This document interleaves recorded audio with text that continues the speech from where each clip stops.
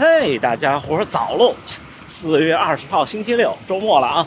看，又穿了一件1年没穿的衣服了。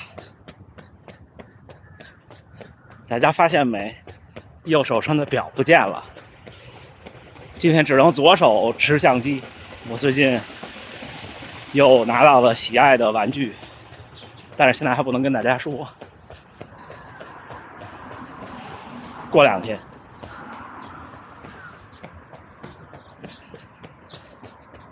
这几天总有开心的事情发生，而且基本可以确定伤好了99%了。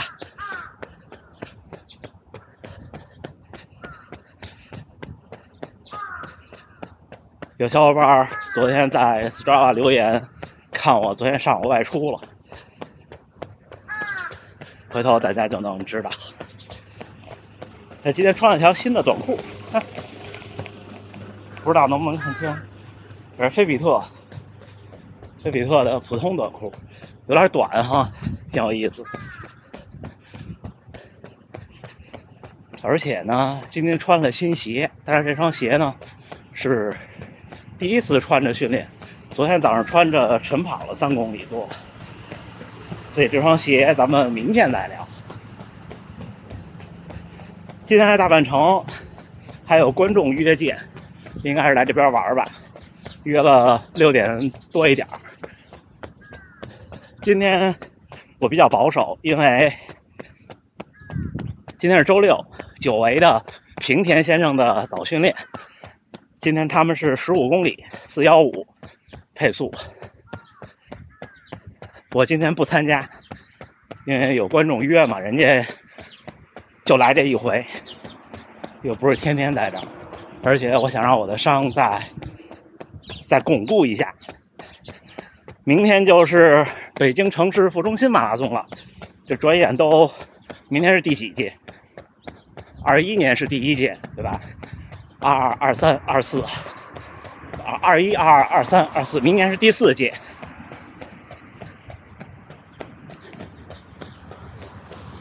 那想起那年我跑副中心。其实比赛中好多，和比赛没有关系的一些细节或者一些经验经历，今天跟大家聊聊吧。我必须得关机了，这不换手，胳膊好累呀。一会儿聊啊，加油干，加油干！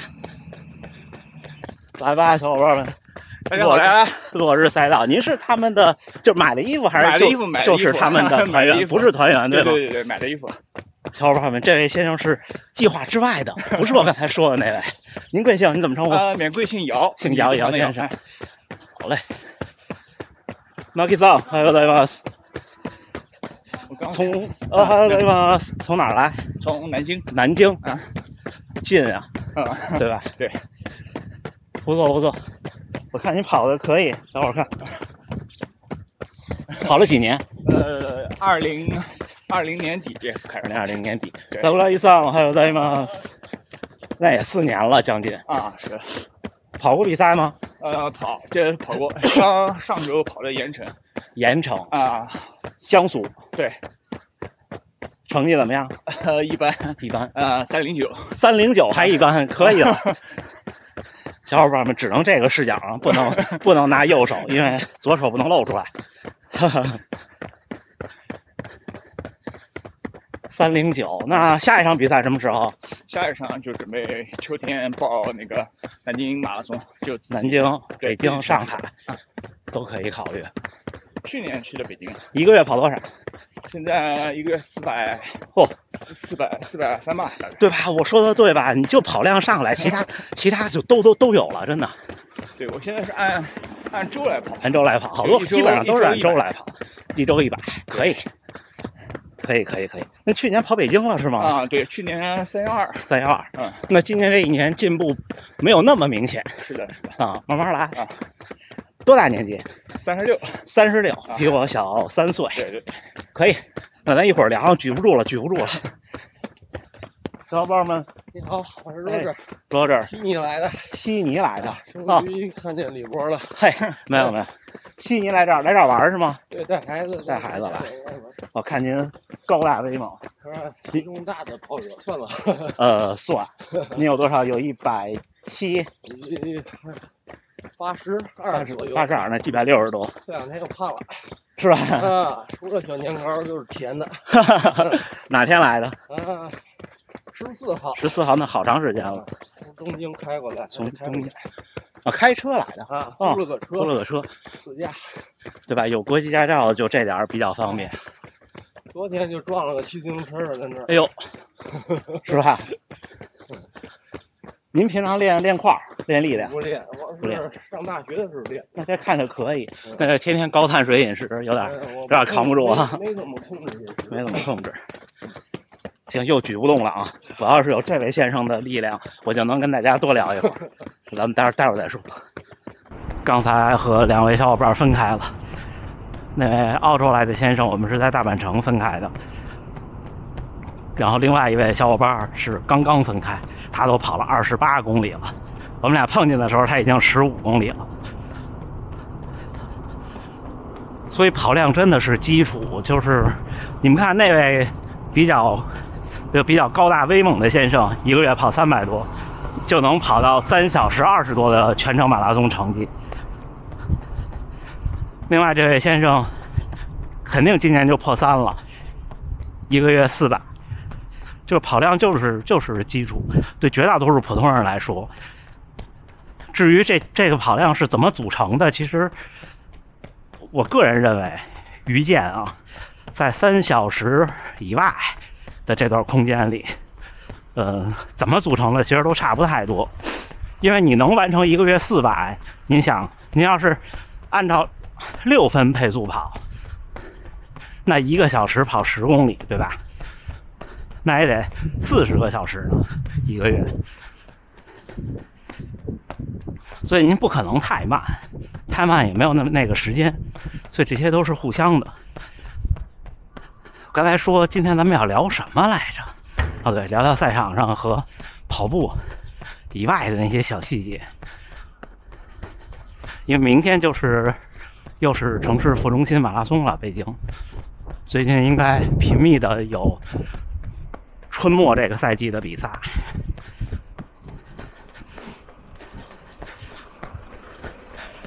好多小伙伴问说，天气热，气温高，要怎么做预期？要不要先慢后快，或者怎么样？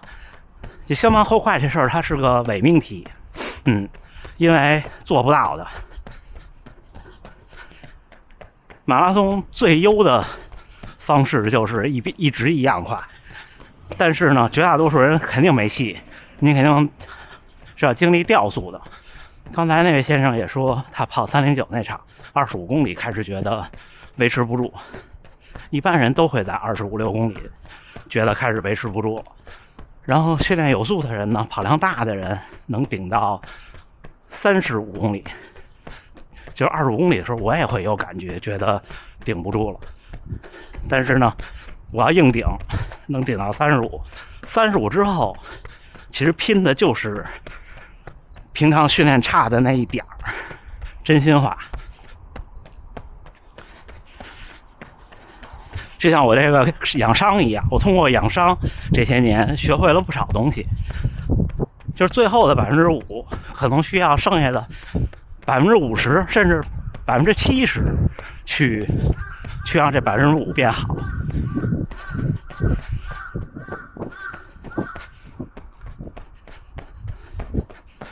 另外就是说补给喝水，天气热的马拉松喝水也是个问题，因为水站其实是挺耽误时间的，耽误时间和影响节奏。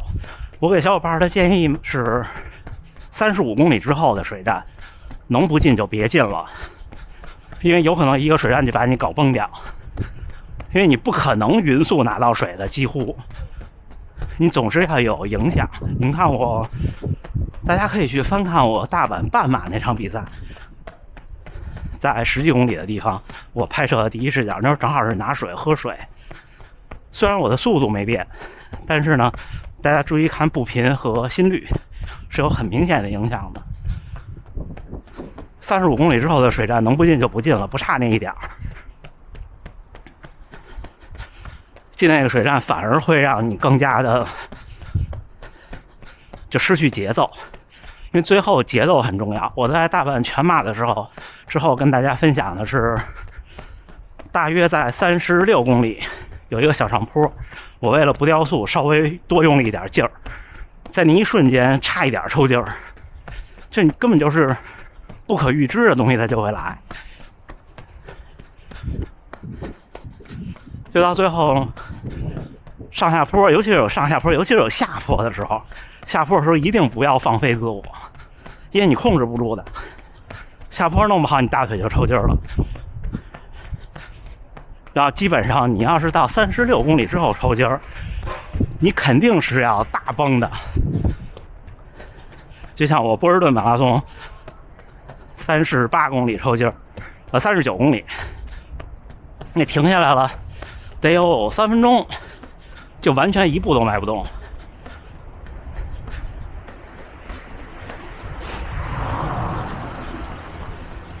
所以，怎么应对25公里之后这个事儿呢？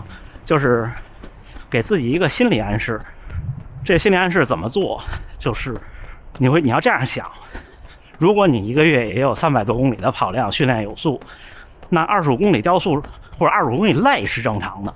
但是25公里掉速是不应该的，你应该这么告诉自己，就是我现在很累，但是我能顶，就科学上分析我也能顶，我能顶到35，你这么想，到35之后你就想怎么想就怎么想了。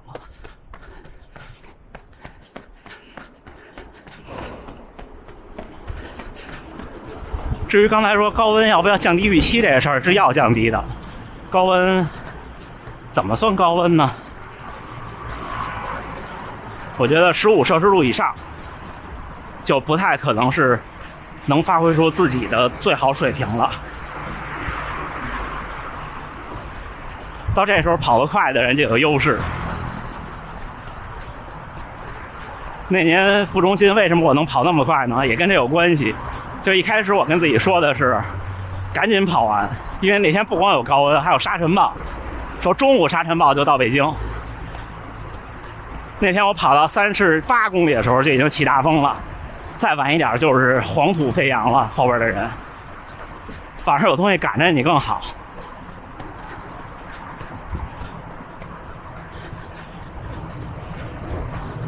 然后赛场上一定要记得是干一些平常，尤其是平常你训练不干的事儿，比方说胸贴，男性选手。然后呢，防磨的东西，防磨膏，腋下还有裆部。如果是下雨，考虑在就是脑袋上面这一圈，如果你戴帽子，就帽檐底下这一圈可以抹一点。一般防磨膏都是那种，就是能够让水就不防，应该是防水的，就跟抹凡士林似的，它就把水给输走了。下雨戴帽子，这些平常训练都不会想到的东西，或者都不会做的东西。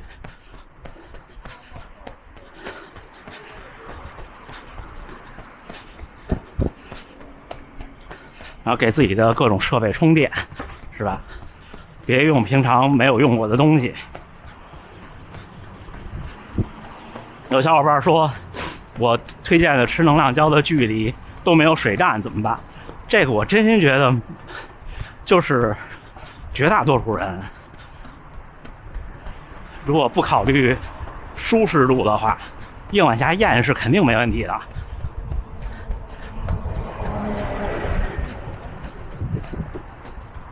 因为你要赶上水站那个距离，一开始不太合适。我一开始比较推荐就是8公里到9公里吃。你要是非得说我在7.5公里那儿有水吃，行不行？也不是不行，看您自己的喜好。但是我觉得能量胶靠水吞服反而不舒服，个人感受啊。就是你喝水的时候一定是这样，喝水有一个小窍门，你一定把气呼出来再往里喝。或者说你先把水倒嘴里，然后呢，你闭上嘴，拿鼻子把气呼出来再喝，否则就有可能把气压进去打嗝，不舒服，对吧？这喝水的小窍门，吃东西也一样，就千万别说我图快，我一口气，那样很可能就压住了。我就是因为有一次北京半马，我压了一次，虽然没影响成绩，但是真特难受。后来我就长记性了。还有就是冲刺或者说折返的时候，一定要小心脚下，因为好多那种护栏，尤其是180度折返的护栏，或者是拐一个90度弯就冲刺，它那种护栏啊，那底下那个底座都是凸出来的。我首马北京的时候，就有看一人拐弯，叭一绊就摔那儿了。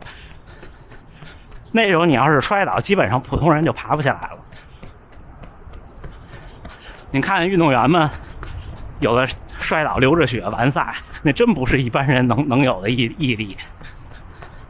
其他的也没有什么小窍门了，就是喝水这事儿得注意，然后小心脚下了。其他的就是你要是想有几张好看的照片，找什么地方呢？大概在25公里之后，摄影师就会多起来了。因为一开始摄影师少的原因是他照了以后也不好往外卖，人太多了，对吧？一般摄影师出现在哪儿呢？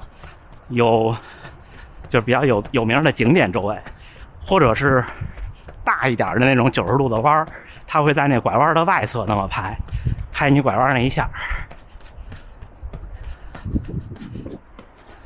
怎么拍照片好看呢？就像我那天周3的训练课跟大家分享的，你一累了以后啊，人不自觉的就会外八字。你看见摄影师以后稍微板一下，那样显得好看。外八字拍出来照片特别不好看，尤其是如果拍到，比方说您的一只脚是正好在身体最后刚蹬出那位置的时候，然后如果是外八，特别不好看。我今天也跑了22公里了。行吧，今天一直跟2位小伙伴聊天，聊的口干舌燥，少跟大家聊两句。那咱们训练之后见了啊，大家加油干，加油干！哎，4月20号星期六清晨，都7点32了。今天跑得慢，跑得也多，22公里结束，平均配速只有5分30。因为在大本城里跟2位小伙伴聊天，跑的就慢一些。今天平田先生他们的那个15公里圆满完成，我看他们的配速一直特别好，稳定的特别好。看这件背心还行哈，这也是 M 号的。然后明天咱们聊聊这双鞋，穿了22公里，感觉还可以，但是也会有它前几代，我认为可能对我来说就我不太适应的一些小地方，但是看到了明显的进步。不是什么神秘的新产品，因为我在这儿跟国内那个发表时间不接轨，我比较落伍。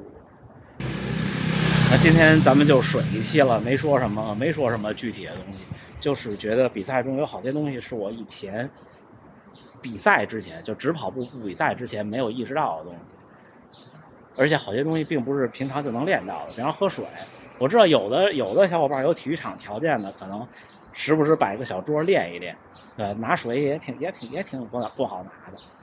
而比赛那么多人一起跑，跟平常自己跑不一样。